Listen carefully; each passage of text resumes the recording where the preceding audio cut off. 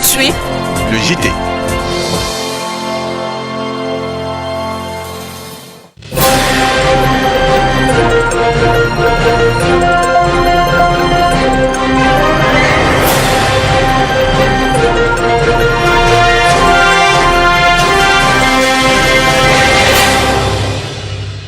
Votre fidélité nous honore, mesdames et messieurs, bienvenue à tous.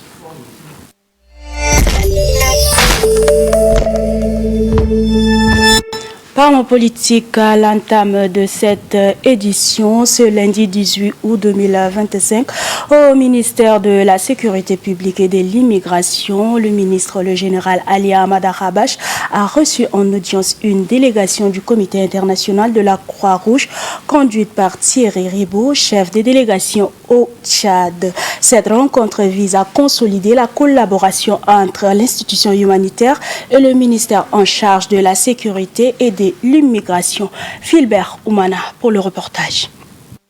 Aux côtés du ministre de la Sécurité publique et de l'immigration, le général Ali Ahmad Ahabash, prennent part à l'audience le secrétaire général adjoint du ministère, le commissaire divisionnaire Issaka Haroun Béchir, le conseiller à la coopération internationale Omar Abdoudou Zaïd, ainsi que le directeur de la coopération et de la programmation, le commissaire divisionnaire Adom Dadi.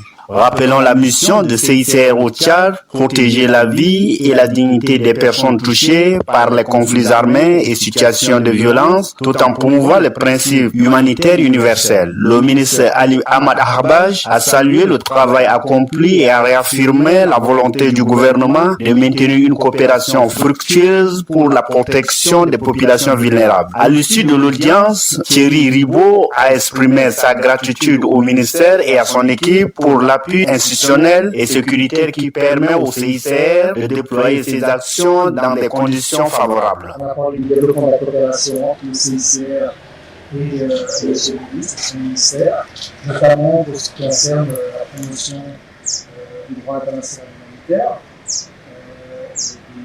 et d'autres éléments qui sont maintien de l'ordre.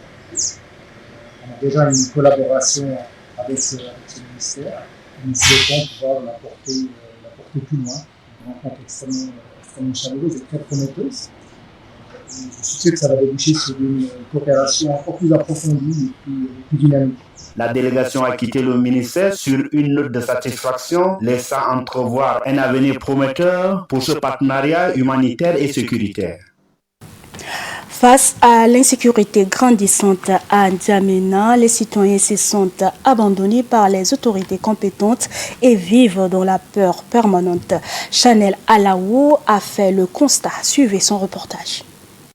La recrudescence de l'insécurité au Tchad est un phénomène inquiétant qui affecte principalement la capitale. En N'Djamena, les actes criminels tels que les braquages, les vols, les agressions et les assassinats se multiplient à un rythme effréné, transformant le quotidien des citoyens en véritable cauchemar. La prolifération des armes à feu alimente la criminalité. Les actes criminels se produisent en plein jour comme de nuit dans toutes les zones de la ville. À Amtoukoui, un drame épouvantable s'est produit dans le 7e arrondissement de N'Djamena. Le week-end dernier, 2 enfants âgés de 3 et 5 ans ont été retrouvés morts. Les corps ont été découverts dans les conditions atroces. La scène s'est déroulée le jeudi dans l'après-midi.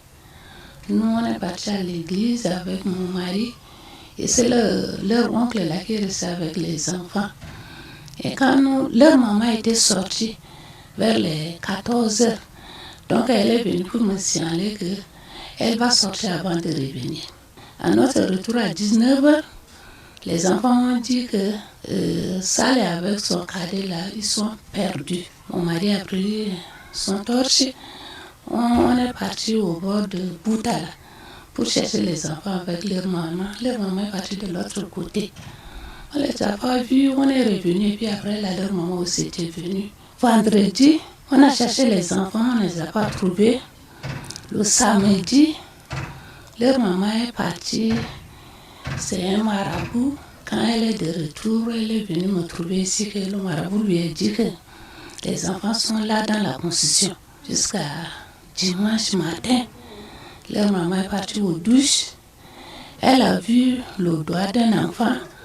Après là, elle a essayé de creuser un peu. et la main s'est sortie. C'est comme ça qu'elle a commencé à pleurer. Nous tous ici, on a couru pour aller derrière elle. C'est comme ça qu'on a vu la main des enfants.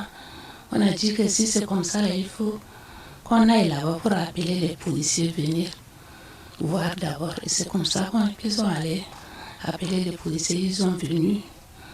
Après, là, ils ont creusé pour trouver les corps des enfants. Le commissariat de sécurité publique numéro 8 a ouvert une enquête et plusieurs personnes ont été interpellées, dont la mère des victimes, l'oncle maternel et d'autres personnes. Un crime prémédité et particulièrement macabre, l'enquête est en cours pour élucider les circonstances de ce drame. Les forces de l'ordre devraient intensifier les patrouilles dans les zones sensibles pour dissuader les criminels et renforcer la présence sécuritaire.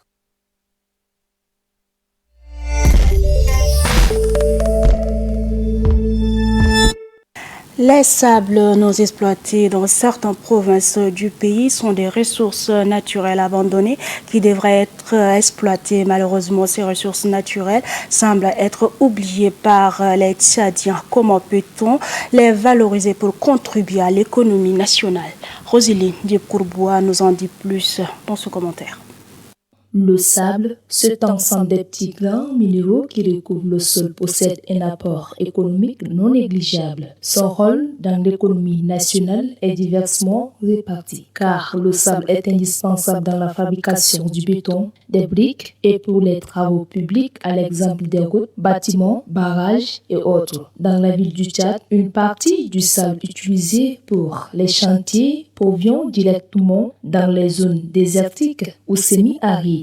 Pourtant, vu son apport économique, l'État devrait valoriser ces petits grains minéraux en l'exploitant légalement pour booster l'économie tchadienne, même sur le plan international. Cela réduit également la dépendance à l'importation des minéraux, des matériaux et soutient sur le secteur des bâtiments et travaux publics. L'extraction et la vente des sables alimentent l'emploi informel, les camionnaires, ouvriers, maçons et commerçants. C'est une activité qui profite à des milliers de familles dans les zones urbaines comme N'Djamena, Abéché, Moundou, où le sable est acheminé pour la construction. De par ses apports dans l'économie, le sable sert parfois dans des usages artisanaux comme la poterie et aussi la filtration d'eau dans certaines localités où l'accès à l'eau potable est un parcours du combattant. Même si le sable ne représente pas une source d'exportation stratégique comme le pétrole ou le bétail, il joue un rôle clé dans le développement urbain, à l'exemple des routes, logements, infrastructures publiques. Rappelons que le sable est une source de création d'emplois et d'amélioration des infrastructures, mais son importance reste ignorée. Il suffit que l'État jette un regard favorable dans ce secteur des mines pour apporter un plus dans l'économie tchadienne.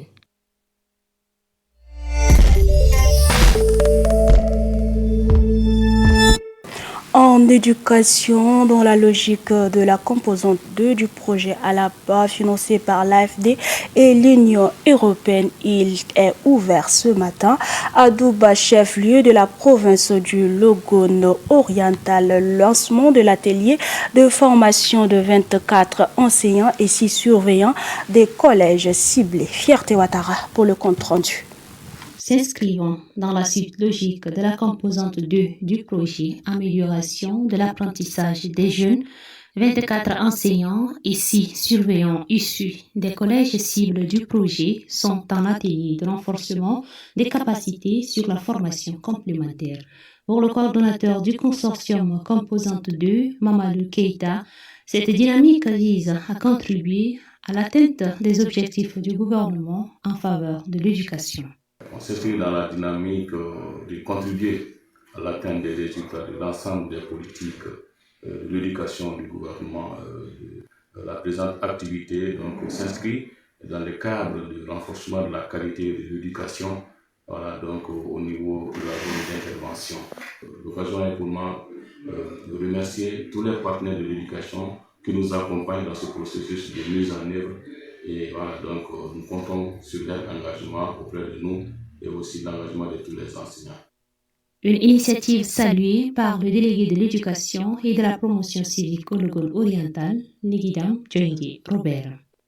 En saluant la présence complète des participants que vous êtes, je vous demande d'être assis, attentifs et surtout disciplinés pour bien suivre les enseignants. Vous devrez vous les approprier. J'ose croire qu'au sortir des 10 jours de formation, vous serez outillés de manière à transmettre les compétences et les connaissances à tous. Au programme de ces 10 jours de formation, les enseignants seront outillés sur plusieurs thèmes liés à la pédagogie de l'enseignement et pour un bon rendement, ajoutés aux exposés débats, des cas pratiques, des exercices de simulation et des ateliers par discipline sont prévus.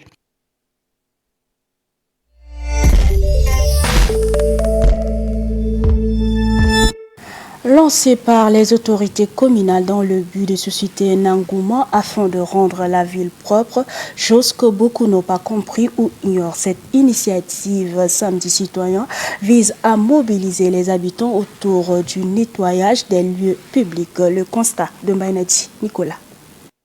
Depuis plusieurs jours, les déchets s'entassent au marché à Mille. Les détritus, mêlés à des restes alimentaires, polluent l'air et transforment le marché en un véritable foyer d'insalubrité. Des passants et commerçants interrogés indiquent des responsabilités partagées.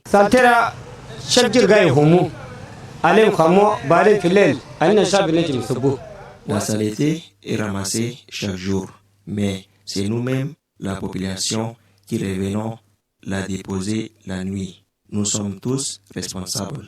Ce n'est pas uniquement le travail de la mairie. De plus, au lieu de jeter les ordures correctement, certaines les déversent en désordre, ce qui bloque toute la route. Et quand on interpelle ces personnes, elles répondent que cela ne nous regarde pas.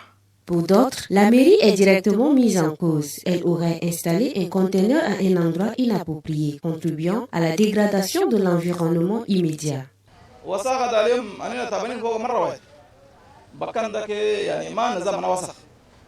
Nous souffrons de cette saleté.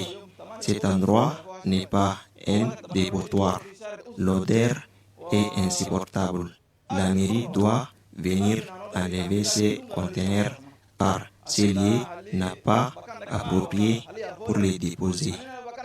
Cette situation ne manque pas d'inquiéter les consommateurs. Beaucoup craignent des risques pour leur santé, notamment la prolifération de maladies liées à l'insalubrité dans un contexte où l'hygiène alimentaire est primordiale. Face à ce problème qui prend de l'ampleur, les habitants du marché à Mille appellent à une réaction urgente des autorités compétentes et à un changement de comportement des commerçants. Une meilleure gestion des déchets et une prise de conscience collective apparaissent aujourd'hui comme des solutions indispensables pour rendre à ces marchés toute sa vitalité. C'était plutôt l'élément de Koinito Diak sur l'insalubrité dans la ville de N'Djamena. À présent, suivons l'élément de Nicolas Mbainadi sur l'engouement de la population.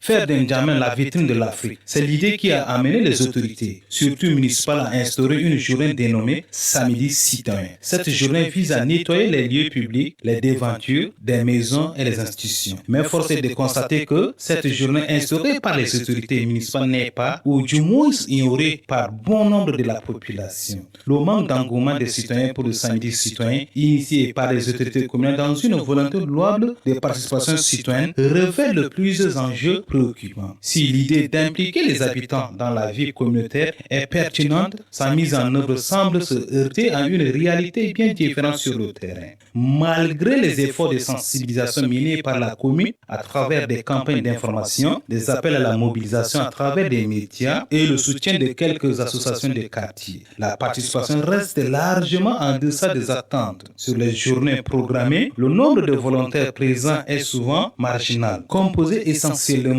de quelques autorités municipaux, d'élus locaux et de rares riverains motivés. Selon quelques indiscrétions, plusieurs raisons expliquent cette faible mobilisation. D'abord, un déficit de communication est souvent pointé du doigt. Nombre de citoyens ne sont pas suffisamment informés des objectifs, des dates ou encore de l'impact concret de leur participation. Ensuite, un manque de confiance envers les autorités peut également freiner l'engagement, notamment si les citoyens estiment que leurs contributions n'auront pas pas de suite concrète ou que les décisions sont déjà prises en amont. Il faut aussi considérer les contraintes personnelles et professionnelles. Un samedi matin est souvent réservé à la vie familiale ou à d'autres obligations, ce qui peut limiter la disponibilité des habitants. Enfin, l'absence d'une culture participative réalisée rend difficile la mobilisation spontanée autour des initiatives citoyennes. Pour redonner du souffle à ce projet, il serait pertinent de repenser les modalités d'organisation, impliquer davantage les citoyens dans le choix d'une communication plus dynamique et inclusive. La démocratie locale peut s'épanouir sans une population active et engagée, mais encore faut-il créer les conditions favorables à cet engagement.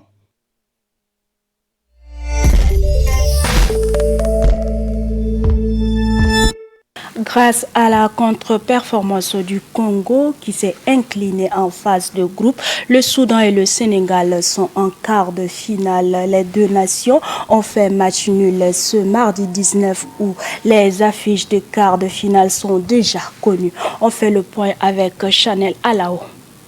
Le Soudan et le Sénégal sont les derniers pays qualifiés pour les quarts de finale. Ils rejoignent les 3 pays co-organisateurs de la compétition qui accèdent ensemble à la phase d'élimination directe. Une première dans une compétition de la CAF, le Kenya, la Tanzanie et l'Ouganda, hôtes du championnat d'Afrique des Nations, se sont tous hissés en quart de finale. Pour sa toute première participation au CHAN, le Kenya a créé la sensation en prenant la tête de son groupe sous la houlette de Béni MC Karti. Le Kenya termine avec 10 points devant le Maroc, champion en 2020. Les Kenyans seront à domicile pour un choc très attendu contre Madagascar ce vendredi soir. La Tanzanie a elle aussi brillé, s'imposant comme leader du groupe B avec 10 points. Pour eux, ce sera un sacré duel vendredi face au Maroc. Après 6 participations et 6 éliminations dès la phase de groupe, l'Ouganda a enfin brisé le plafond de verre pour se hisser avec brio en quart de finale. Dans un match fou face à l'Afrique du Sud, les hommes de Milton Redje Dovic ont arraché un nul 3-3 au bout d'un suspense lundi 18 août. L'Ouganda sera face au Sénégal, l'autre nation invitée à la table des quarts. L'Algérie, qualifiée dans la douleur, les vice-champions en titre sont attendus au tournant contre le Soudan. Les quarts de finale débutent ce vendredi 22 août avec à l'affiche Kenya-Madagascar et Tanzanie-Maroc au Benjamin Kappa Stadium de Dar es Salaam.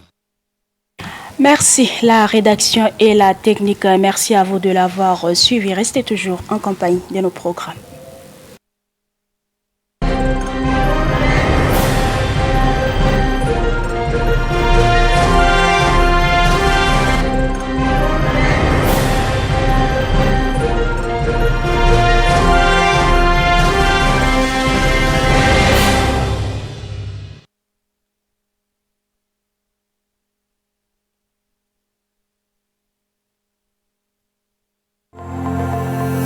Electron TV, la chaîne citoyenne, la vision du futur.